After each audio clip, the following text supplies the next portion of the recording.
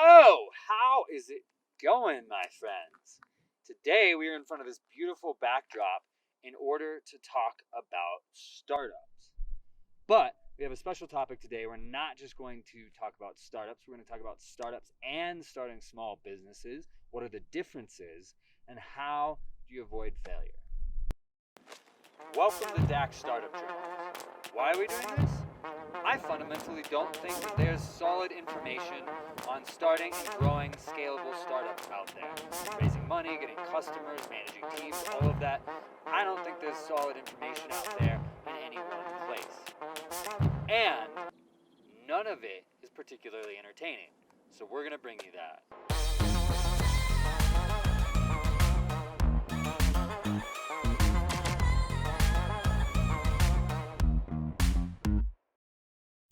Now, here's the key thing about this that I've learned after many different businesses that I've started and all kinds of products that I've sold. Now, out of all the businesses that I've started and all the products that I've sold, I have sold at least one copy of everything that I've sold, everything that I've tried to sell, with one exception. Sometimes I've sold a lot. One time I sold nothing. Why is that? Well, this is actually a two-part problem. So if you have a startup company, then you're looking to raise money. And when you raise money, you're going to have resources, which means that you can tackle more complicated problems. The thing that we'll dive into a lot on this channel is that everything comes down to getting people to make decisions. If you're raising money, you need people to make decisions. If you're trying to build a user base, you're trying to get people to make decisions. If you're trying to get a customer, you're trying to have somebody make a decision and then buy something. You're always trying to get people to make decisions. What that means is the ability to get somebody to make a decision or not make a decision and make it enough that they're going to take an action, whether that's sign up for your app or your website and become a user and then come back and become a regular user, or whether that's to actually sell something so that they're actually giving you money or to invest. The difference between them making that decision and taking that action and not making that decision and not taking the action is make or break for your company. Now, if you have resources, you can tackle more complicated decisions. You can convince people more. You can build up a brand. You can address something that might be more difficult to address. That's why you can create a company where maybe nobody's ever thought of whether or not they needed the thing that you provide. If you're a startup and then you go out and you raise $1 million in financing or $5 million in financing. However, for those of you that are watching that are trying to build a smaller business where you're not going to take investments, you need to look at this a little bit differently. Now, let's start at the beginning. This goes for both parties. You need something where people are either sitting around thinking about wanting something. They have some desire. They have some excitement. If you were to offer them something that would trigger what they're already sitting around wishing for, they would take it. Or you need to solve a problem for them. Now, we all know that. Solve a problem for them. Here's the thing that I found in my experience. They have to be regularly in pain because of that problem. Not necessarily physical pain. Could be physical pain. But it has to be something that they wake up, let's say at least 3 days a week, and they're like, man, I really need that thing. I really need to solve this problem. If it's not that much pain, if it's not that regular, they're not really going to buy your thing. Now, before you start saying, but I went to the store and they were selling ShamWows, or they were selling that shake weight or whatever, and those sell a lot. Yeah, most of those sell at the store when you're already walking by it and it's super easy to grab it and put it in your cart and check out. If you're trying to sell something online or get somebody to become a user of something online, and they don't regularly think about the pain of that problem, or they don't regularly think about the desire, how much they want that thing, forget about it. You're wasting your time. So you have to start there. They either regularly have some desire or excitement where they want that thing, and it could be just about anything. I mean, there are millions and millions of Star Wars fans out there. Just to use an example, not me, I am a Star Wars fan, but there are millions out there that really would be very excited to have an actual lightsaber. Completely preposterous, doesn't solve any problem at all, right? But they would be super, super. Some of you watching right now, how excited would you be if you had a real lightsaber? Think about that. That would be a great business because they regularly think about it. I don't know how many millions, but I would guarantee it's over 1 million people in this world regularly think about how cool it would be to have a lightsaber or something from the Star Wars universe. Regularly think about it, several times a week.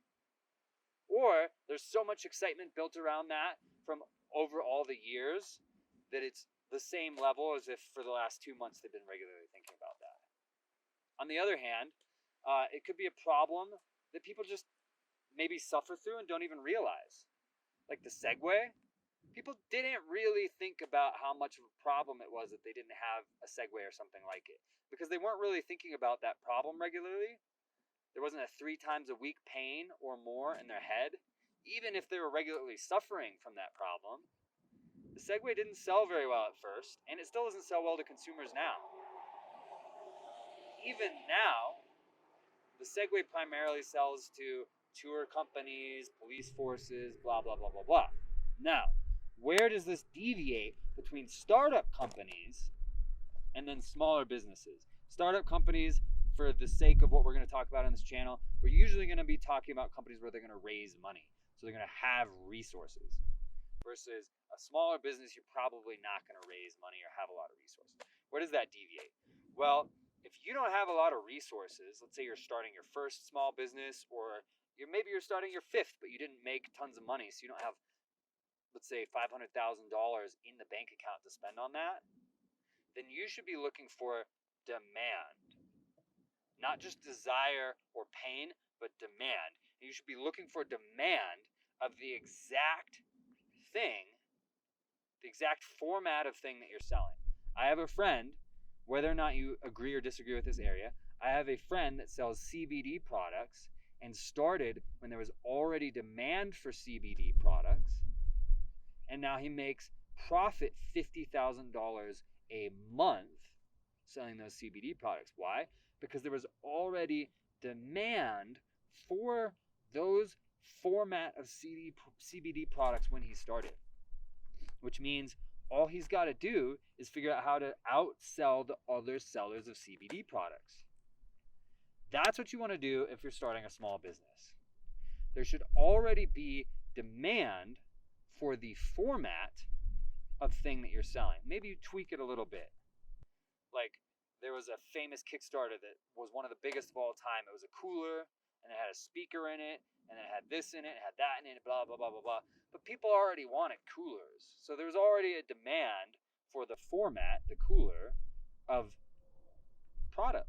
People wanted to keep their stuff cold. That was the problem, outside. But the format was a cooler. So he didn't just come up with a new way to keep your stuff cold. That probably would have flopped. He went with the same format, and then he tweaked it so that he could outsell other cooler sellers. Now, typically, you don't want to go after something that's so established. You want to go after something where there's a wave. So there's this rising demand for the format of product or service that you're selling. Now, where would you look if you were starting a small business right now? I would say a lot of opportunities typically come from B2B, business to business. So if you can find a demand that you think is either not totally fulfilled or is rising or could be out-competed to sell to that demand, or you can just do it better for some reason, but there's a demand from businesses for a certain format of product or services, and you can go out and outsell them for that. That would be, if you want to start a business and start making $1 million a year, that's where I would look. What do businesses need, already have a demand for? What's the format of that thing? Now, how do I make it better, supply it better, just outmarket them, and get that demand? That's where I would start. that if I didn't have much money, if I didn't have a lot of money, that's where I would start in order to make a business. Now, a small business. If you're doing a startup, that's where you can look at where is their routine, ever-present desire or excitement, or where is there a problem, and maybe we're going to solve that in a way that people aren't familiar with. But now you need resources. So like these companies that are trying to do electric air taxis, there's not demand for that format. There might be a desire to move faster throughout our world. There might be a problem there, but there's not demand for flying electric air taxis. There aren't people out there that are seeking that thing out already. There, some percentage of people would be really excited about that and have kind of waited for something like that, but most people haven't. There's not really demand. So you would not want to try to do that as a small business, because you're going to spend all your money on one air taxi and then you're going to have a little bit of an issue. Maybe people are going to get excited about it, especially because it's in person, so you can show them around. But like if you were trying to sell something like that online, forget about it. The fact that there's not already demand for that is going to take a lot of resources in order to market that and build the demand. So that's the realm of startups.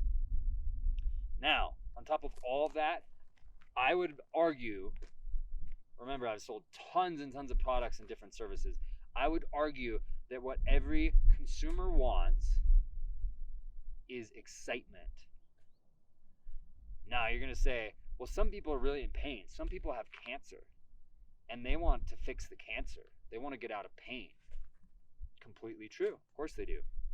I would argue that they want to be excited about the way that they're going to get out of that pain. A doctor comes to them and they're like, we've got this brand new stem cell treatment. It's been working on 70% of people, blah, blah, blah, blah, blah. And then they get excited about getting out of that pain, about everything that they can do after that. Now, why would I argue that? One of my best friends has a paralyzed arm. And with that paralyzed arm, she's tried plenty of treatments over the years to reduce the nerve pain that comes with that. Crippling, debilitating nerve pain. She's tried all kinds of treatments. Now, the problem is they're almost all, maybe they all are, invasive surgeries. So she can't just try things without getting an invasive surgery and all the medical bills and all the prep and everything that comes with that, right? So she stopped trying any new treatments for that. Why? Because she tried several, they didn't work. It was this huge thing every time, surgery, recovery, medical bills, the whole thing. Now other people would come to her and be like, I think this would get rid of your nerve pain. I think that would get rid of your nerve pain. And they might have been right. Here's the thing.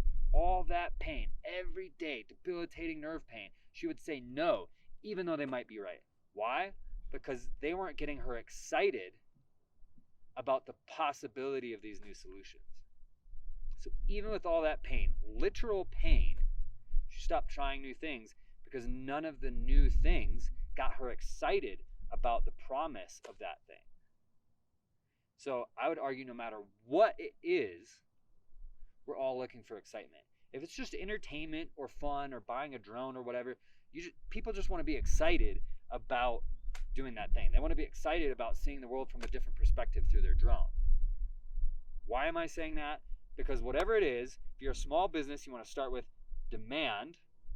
Go find the demand. Step one, don't come up with an idea. Go find demand and then come up with an idea to fulfill that demand with a format people are used to, but better than whoever's currently fulfilling it, and then make them excited about it. If you're a startup and you have resources, go find a problem that is ever present for people that causes them pain several times a week, or that people are excited about, that they have a desire for, that they also think about several times a week, or maybe have thought about for years. Fulfill that, but get them excited about it. Even if it's a cure for cancer, get them excited about it. Get them excited about it.